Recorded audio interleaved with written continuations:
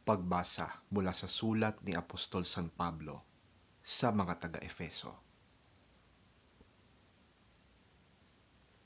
Kaya't ako, na isang bilanggo dahil sa Panginoon, ay nakikiusap sa inyo na mamuhay kayo gaya ng nararapat sa mga tinawag ng Diyos.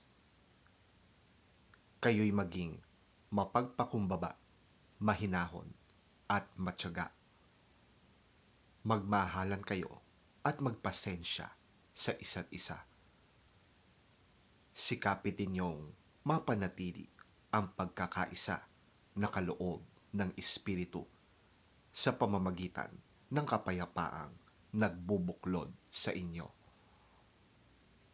May iisang katawan at iisang Espiritu, tulad ng may iisang pag-asa nang kayo'y tawagin ng Diyos.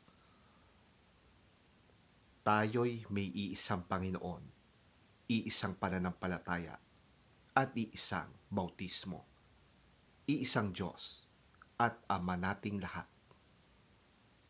Siya ay higit sa lahat, kumikilos sa lahat, at nananatili sa lahat. Ang bawat isa sa atin nakatanggap ng tanging kaloob ayon sa sukat na ibinigay ni Kristo.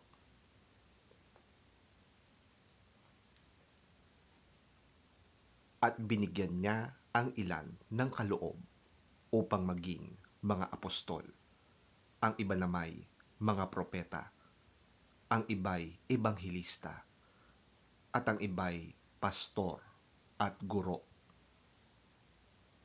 Ginawa niya ito upang ihanda sa paglilingkod ang lahat ng mga banal para sa ikatitibay ng katawan ni Kristo, ang Iglesia, hanggang makamtan natin ang iisang pananampalataya at pagkakilala sa anak ng Diyos at maging ganap ang ating pagkatao ayon sa pagiging ganap ni Kristo.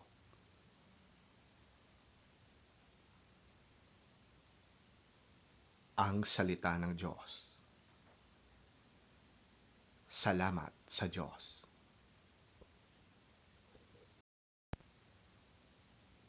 Ang mabuting balita ng Panginoon ayon kay San Mateo. Papuri sa iyo, Panginoon.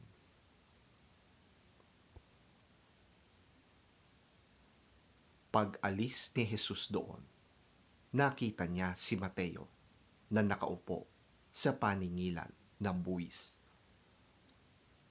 Sinabi ni Jesus sa kanya, "Sumunod ka at maglingkod sa akin." Tumayo nga si Mateo at sumunod sa kanya. Nang si Jesus at ang kanyang mga alagad ay nasa bahay ni Mateo, dumating ang maraming maniningil ng buwis at mga makasalanan. Sila'y magkakasalong kumain. Nang makita ito ng mga Pariseo, tinanong nila ang kanyang mga alagad, "Bakit sumasalo ang inyong guro sa mga maniningil na buwis at sa mga makasalanan?" Narinig sila ni Jesus at siya ang sumagot, "Hindi nangangailangan ng manggagamot ang walang sakit, kundi ang may sakit. Humayo kayo at unawain ang kahulugan nito.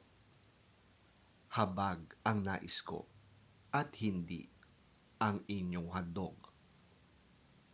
Sapagkat naparito ako upang tawagin ang mga makasalanan, hindi ang mga matuwid."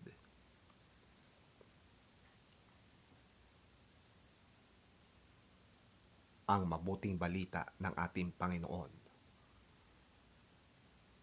Pinupuri ka namin, Panginoong Hesukristo.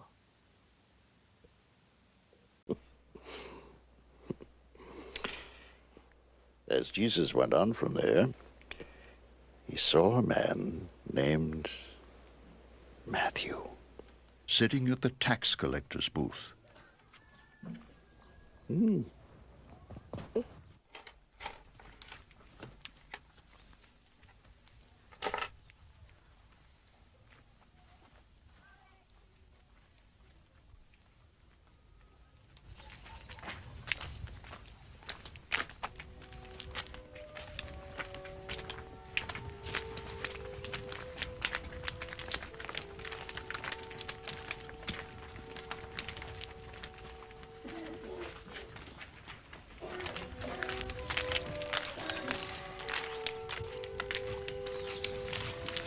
Follow me. He told them.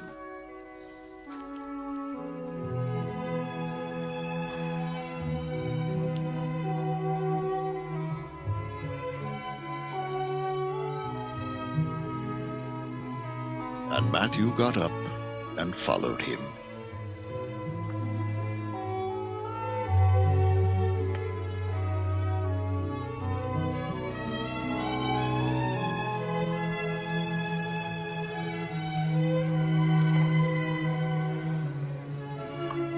While Jesus was having dinner at Matthew's house, many tax collectors and sinners came and ate with him and his disciples. When the Pharisees saw this, they asked his disciples, "Why does your teacher eat with tax collectors and sinners?" On hearing this, Jesus said, It is not the healthy who need a doctor, but the sick.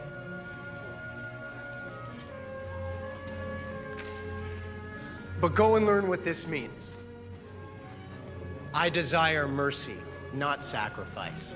For I have not come to call the righteous, but sinners.